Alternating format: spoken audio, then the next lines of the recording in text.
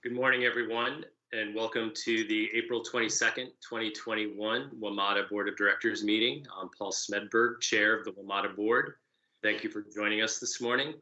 Now I'd like to ask the Board Corporate Secretary, Jennifer Ellison, to call the roll. Ms. Ellison. Thank you. Chair Smedberg. Present. Vice Chair Genevieve Jenkins. Present. Vice Chair Goldman. Present. Director McMillan. Here. Director Letourneau. Here. Alternate Director Bulger. Present. Director Slater. Present. Alternate Director Rouse. Present. Thank you, Mr. Chairman. You have a quorum. Thank you, Ms. Ellison. Now we'll turn to our Chief Safety Officer, Teresa Imposado, for this morning's safety update. Ms. Imposado. Thank you, Mr. Chairman.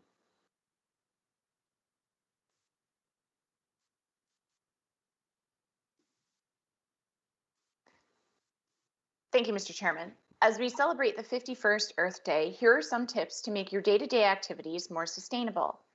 Help the environment while eating healthier. Now is a good time to try more plant-based recipes using plant-based ingredients that have a much smaller environmental impact compared to using animal products.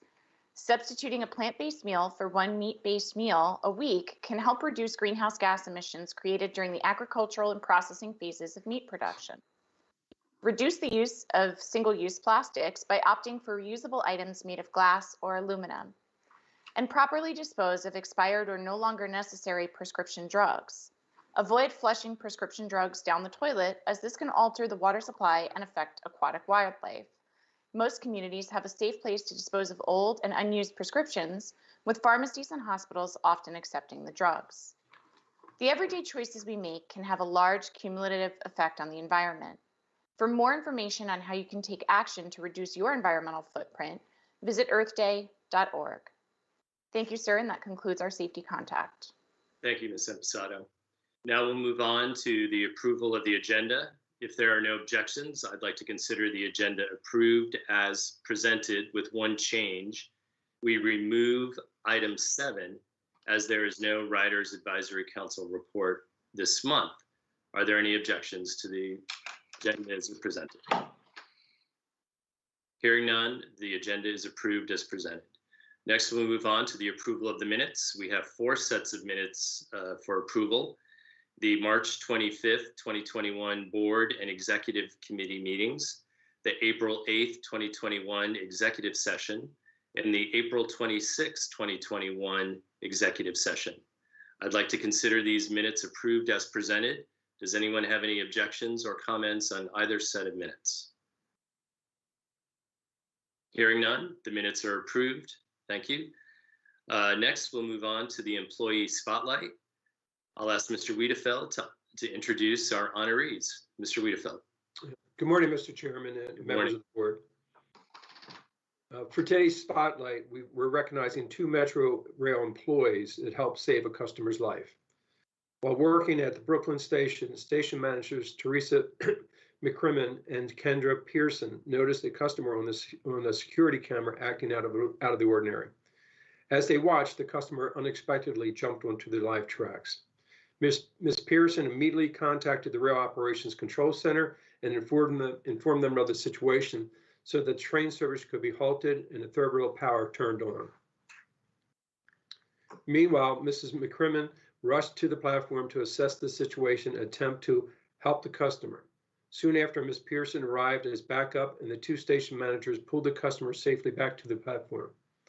Emergency personnel arrived at the station and tended to the customer before transporting them to the hospital for help. Please join me in recognizing Station Manager Teresa McCrimmon and Kendra Pearson for their vigilance and quick actions to help save a life. That concludes my remarks.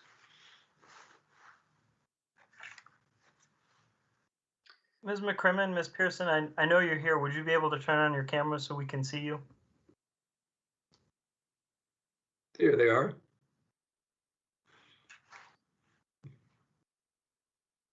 Mr. Chair, you're on mute.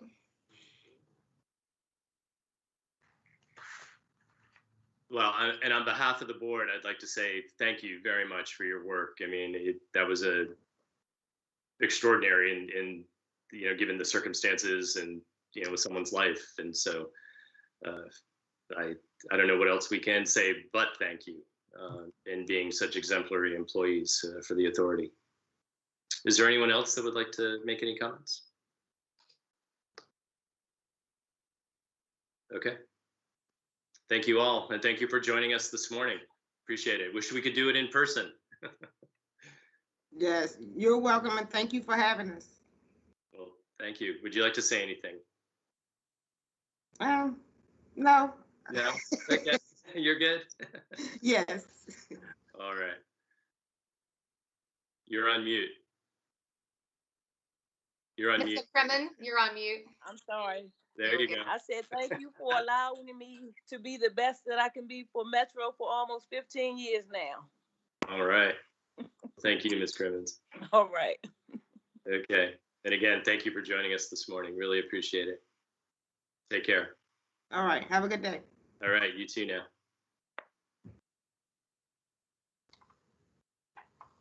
Anything else, Mr. Wiedefeld, or? No, sir. No, Mr. okay. Chairman. All right, now we'll move on to the public comment and advisory board reports. First, we'll hear public comments from customers and our stakeholders who submitted comments for the board. I'll turn the floor over to staff to read the public comments.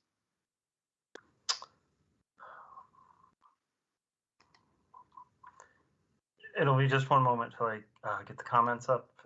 So thank you for your patience.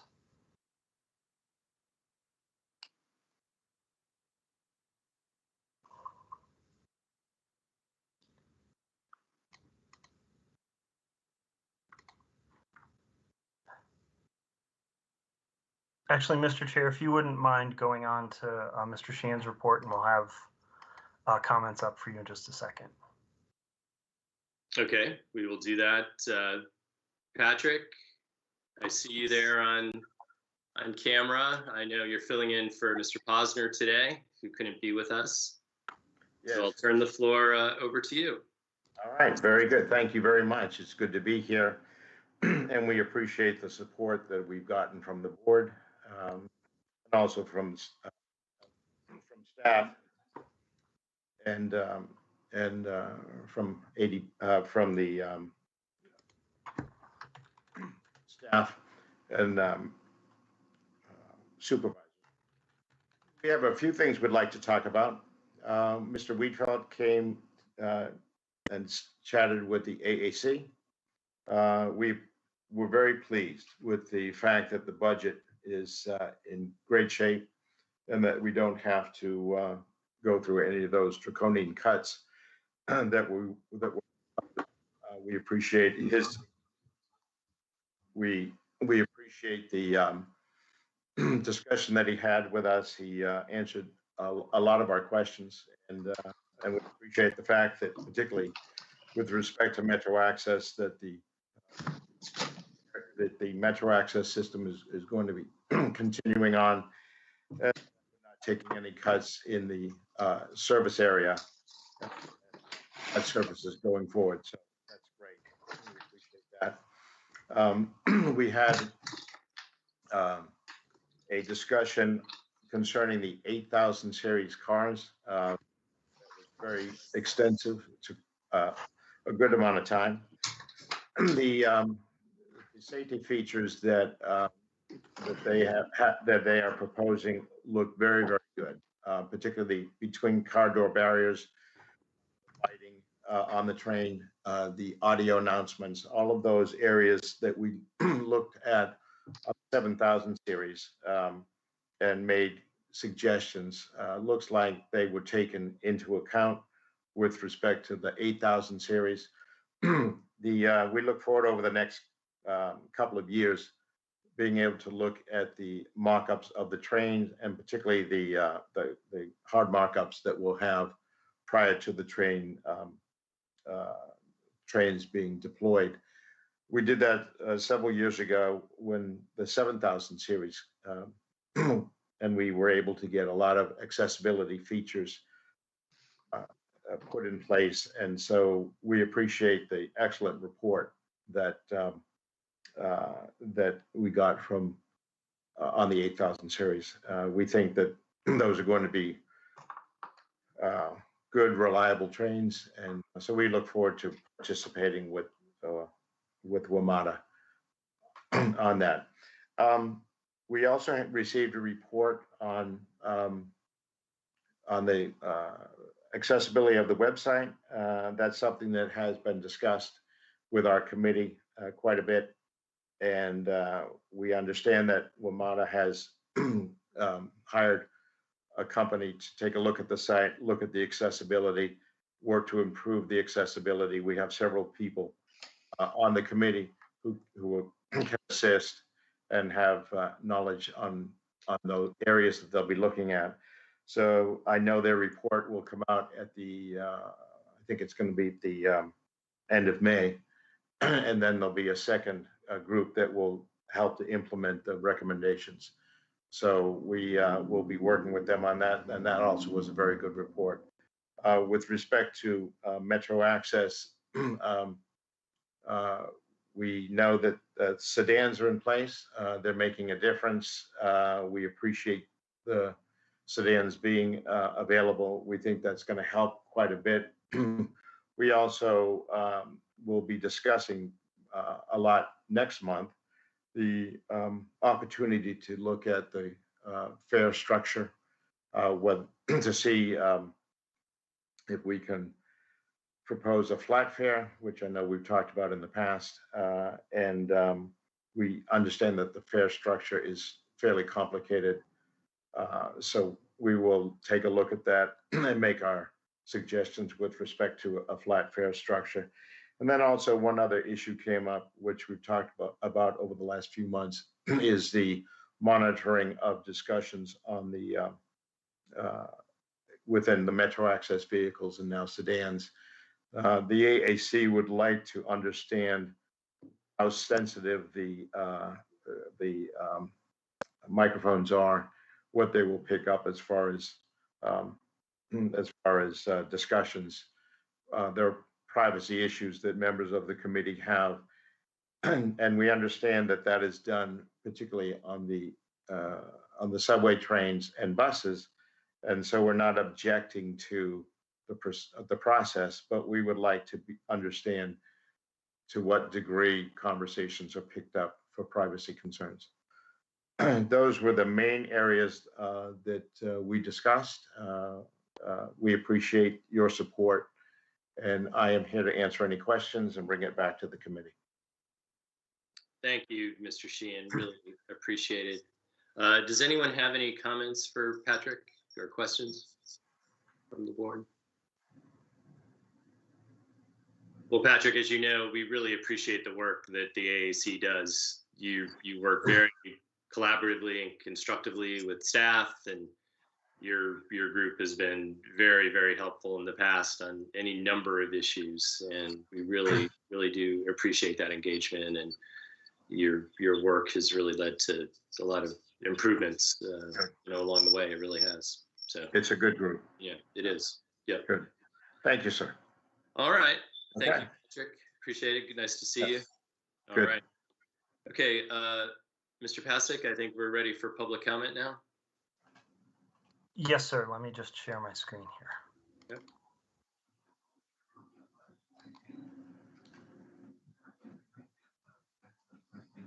Okay, is everybody able to see?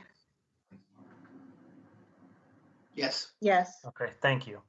Our first public comment is from Montgomery County, Maryland. She says, please bring back the Z11 bus because I love that bus a lot. Our second public comment is from Caitlin Roger from the District of Columbia, representing Greater Washington.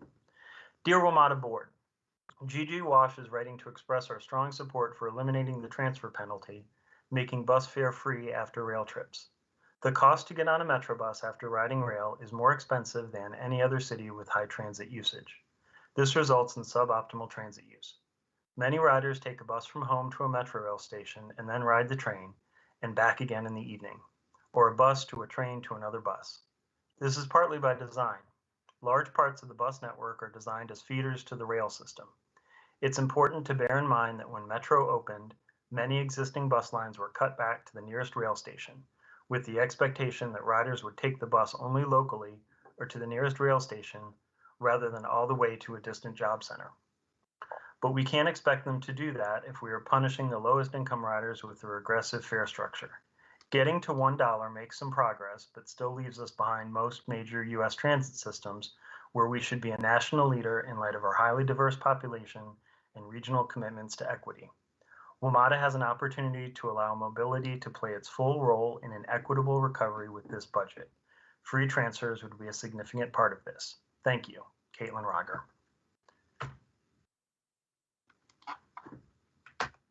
Our third and final public comment comes from Ann Mladenoff, who is an ANC 3B commissioner in the District of Columbia. I'm going to read the first 2 minutes of Ms. Mladenoff's comments, and then we'll post the remainder online for you all to review. Thank you for the opportunity to offer comments as the board prepares to vote on WMATA's revised FY 2022 budget. My Advisory Neighborhood Commission has provided comments to WMATA several years in a row, asking for the 30N 30S Crosstown Metro bus services between Friendship Heights and Naylor Road, Southern Avenue. We wrote and I submitted oral and written testimony during the public comment period, along with residents and ANC commissioners from other areas. I watched for the summary report to see how many comments were received and read through the 1,600 plus pages to find the testimony and survey responses. When WMATA proposed to eliminate this service in the FY 2021 budget, a total of 2,291 comments were submitted on the 30N 30S, over 1,000 more than any other Metrobus in the district, none of which got more than 1,277 comments. Close to 1,500 comments were strongly opposed to eliminating service or moderately opposed. Unfortunately, in the past week when I completed that review, the total number of comments appeared to be about 15. However, my ANC colleague and I posted online for responses from the public via listservs and e-networks about their support for the 30N 30S and got up to 450 signatures in a matter of days. The large number of people who submitted comments a year ago, before COVID-19, supporting the 30N 30S have not disappeared. They are most likely busy with work and other activities, cannot go to meetings and hearings in person, and or are not aware of WMATA's renewed proposal to eliminate that bus service. But the route is just as important to our riders and communities and will continue to be important. An important service and connection in the future. This is a terrible time to cut that link. That service is operating now, providing vital one-seat service for hundreds of workers through the pandemic who need to get to their jobs some distance from their homes, involving a trip across the National Mall. Employers up and down Wisconsin Avenue through our community and in Georgetown have made clear to us and to the board that their employees rely on the 30N and 30S. I will stop here since we've reached the 2-minute mark, and I will post the remainder online. Thank you. Thank you, Mr. Pasek. Mr. Wiedefeld? Yes, Mr. Chairman. Hi. We've had a lot of comments recently, and particularly as it relates to bus specifically and about certain routes. We're most likely to approve a budget today.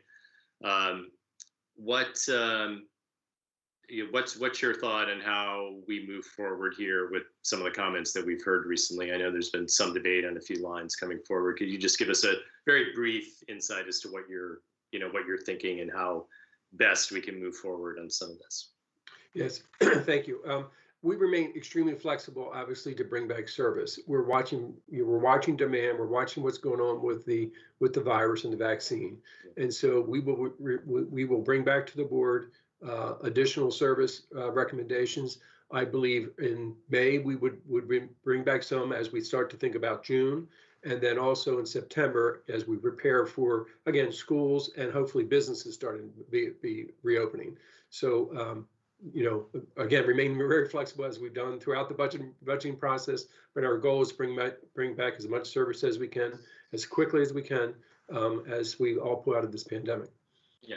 And, the key point there is the flexibility, and that is something that you've exercised in the past. I mean, this is not new. Right. So I just wanted to make sure that people are aware that, changes and maybe some recommendations are coming forward potentially next month. Yes, yes, sir. Okay. All right, thank you for that. John, and I think you said that was it, correct? No phone calls? Yes, sir. Those were the 3 comments that we received. Okay. All right, thank you very much. Now we'll move on to the report by the chair. First, I'd like to recognize the efforts of our newly created Metro Transit Police Department Investigations Review Panel. Today, the panel is releasing its first report. Last summer, in the wake of George Floyd's murder and the national conversation on race and equity, this board reaffirmed its commitment to provide safe, equitable, reliable, cost-effective public transit by connecting communities, improving mobility, and stimulating economic development. We established the framework for transit equity as a plan to address inequitable policies and practices that do not advance WMATA's mission. A major component of that plan was policing and the MTPD Investigations Review Panel. As you'll recall, the panel conducts independent, impartial reviews of certain completed investigations, such as customer complaints or the use of force incidences, to enhance the training and policies of MTPD to foster public trust between MTPD and the communities it serves. The panel and its reports will improve public engagement, transparency, and confidence in transit community policing. On behalf of the board, I want to thank the members of the panel who have invested their time into this critical work. We appreciate the thoughtful recommendations of how Metro and the MTPD can improve community policing. Producing and publishing these reports is a very positive step and ensures a higher level of transparency and public accountability. Chief Pavlik has responded to the panel's recommendations and has shared the report with the general manager, the chief operating officer, and the president of the Fraternal Order of Police. The panel's report and chief's response is now available on the MTPD website of WMATA.com. Again, we want to thank the panel members and look forward to future reports. Finally, today we will vote on the final fiscal year 2022 budget. With passage of additional COVID relief funding, Metro can continue addressing the needs of our customers and ensure our nation's region's economic recovery. Now that we're on more solid financial footing, the board is looking to the future, and we will use feedback from our customers and from our jurisdictional partners for this budget cycle to set priorities moving forward. This concludes my report. Now I'll turn the floor over to Mr. Wiedefeld, our general manager, for his report. Mr. Wiedefeld. Thank you, Mr. Chairman, and the board members. Today I wanted to report on activities related to COVID-19. Metro continues working to ensure the system is safe for customers and employees, and that means continued daily cleaning and disinfection of facilities and equipment, including all rail stations, trains, and buses.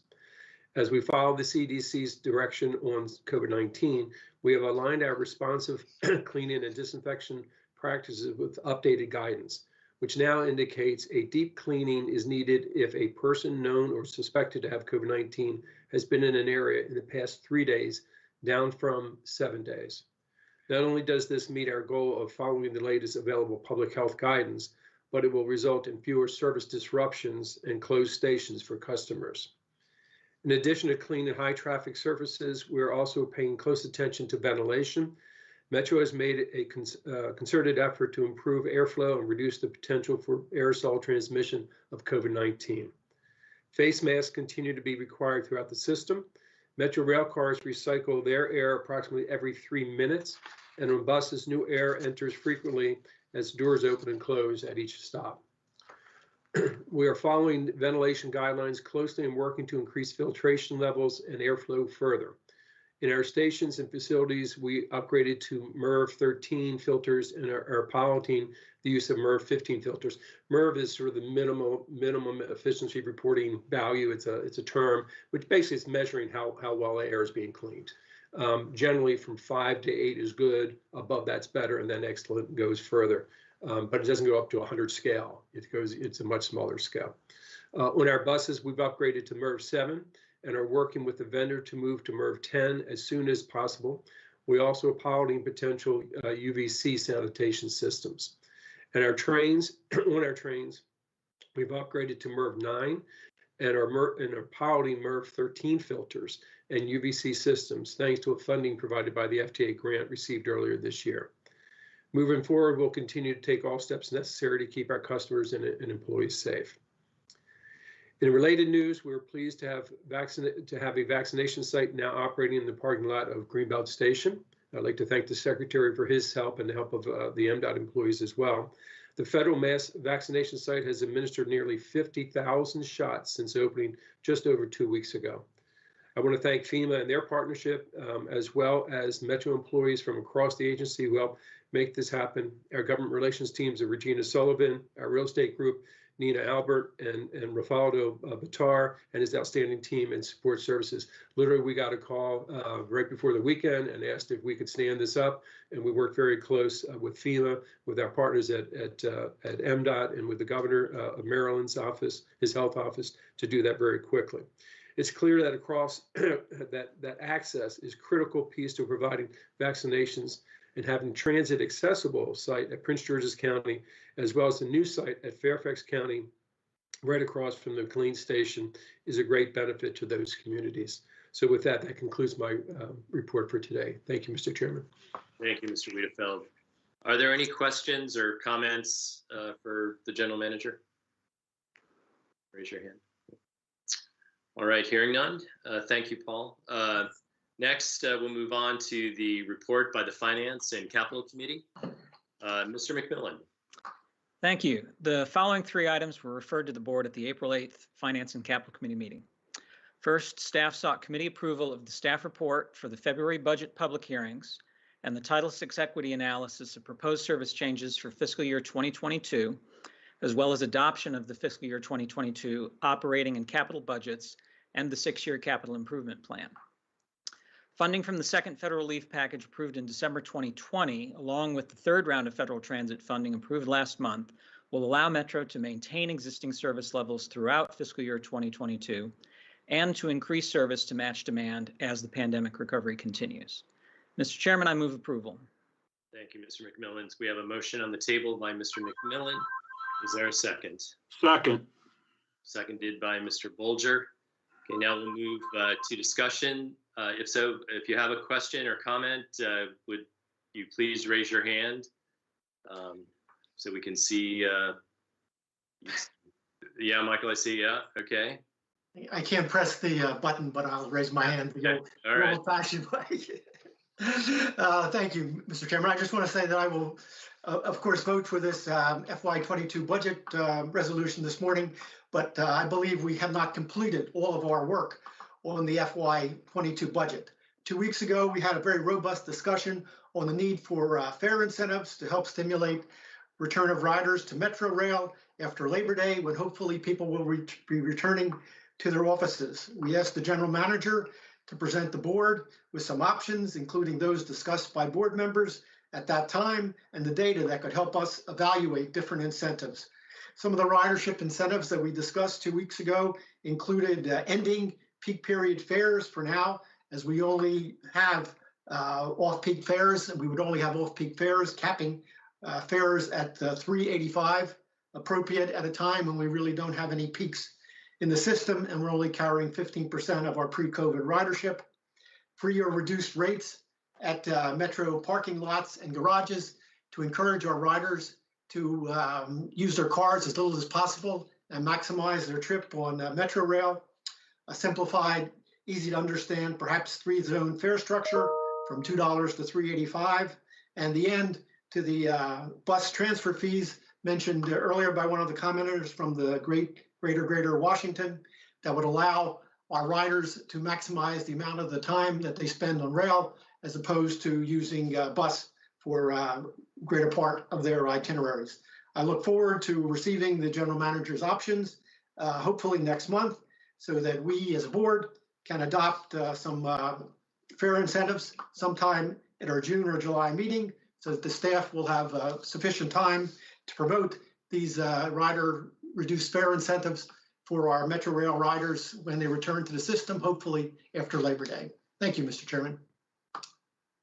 Thank you, Mr. Goldman. Anyone else? If not, Ms. Ellison, please call the roll. Chair Smedberg, Aye. Vice Chair Giddy Jenkins, Aye. Vice Chair Goldman, Aye. Mr. McMillan, Aye. Mr. Letourneau, Aye. Mr. Bolger, Aye. Mr. Slater, Aye. and Mr. Rouse. Aye. Mr. Chair, the motion passes. Thank you, Ms. Ellison. And Mr. McMillan, your next item? Thank you. The second item, staff requested approval to execute a 6-year capital funding agreement between Metro and its contributing jurisdictions, as well as a District of Columbia specific local capital funding agreement to address DC legislative requirements.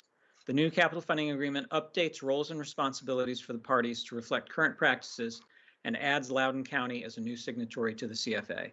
Mr. Chairman, I move approval. Thank you, Mr. McMillan. There's a motion by Mr. McMillan. Is there a second? Second. Seconded by Mr. Bolger.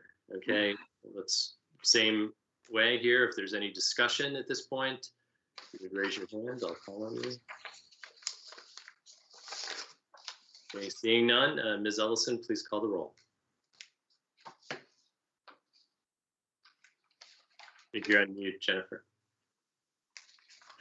Chair Smedberg, Aye. Vice Chair Giddy Jenkins, Aye. Vice Chair Goldman, Aye. Mr. McMillan, Aye. Mr. Letourneau, Aye. Mr. Bolger, Aye. Mr. Slater, Aye. Mr. Rouse. Aye. Mr. Chair, the motion passes. Thank you, Ms. Ellison. Mr. McMillan, your third and final item.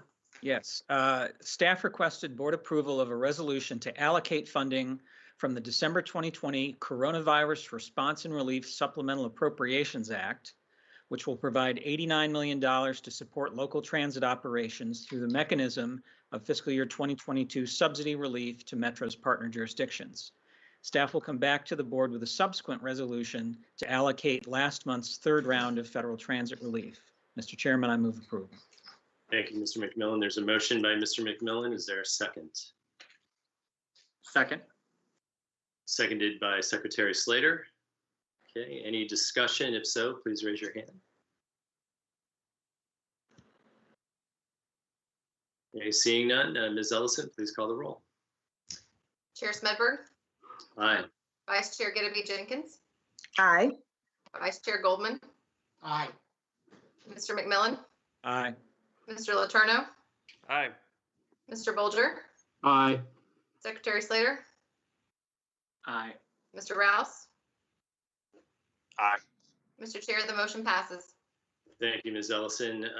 Mr. McMillan, anything further, or does that conclude your report? That concludes my report. Thank you, Mr. Chairman. All right, thank you very much. Appreciate everyone's work over these last several months, and most especially comments by the public and our writers and our funding jurisdictions on these important matters. Obviously, a very challenging year, and one that was very fluid for much of our period here, budget discussions here, but with the leadership by Mr. Wiedefeld and his team really helped guide us through this process. The one thing I would like to comment on before we move on to the consent items today is I want to mention again, as we've done several times now, the importance of the work done by our regional federal congressional delegations and the support that we receive from them, not only for this system, but all our transit partners in the region. Without it, we'd be having a very, very different conversation right now. So really want to applaud our congressional delegation for their work and their continued support and everything that they do on our behalf and our region's behalf as it relates to transit. And their support is obviously invaluable. So wanted to highlight that. Mr. Wiedefeld, any final comments from you on this process here before we move on? No, again, I want to thank clearly the congressional delegation and the administration, but for the board, again, it's been been challenging, I'm sure, for all of us, with all the swings that we've had to go through and for our customers, but I think we ended up in a very good place. So thank you, sir. Yeah. Mr. Bolger, I saw your hand was raised. Yes, Mr. Chairman, thank you. I wanted to take this opportunity to thank all of the staff who worked on the capital funding agreement. We have been briefed by the District of Columbia's attorneys, staff for many, many months.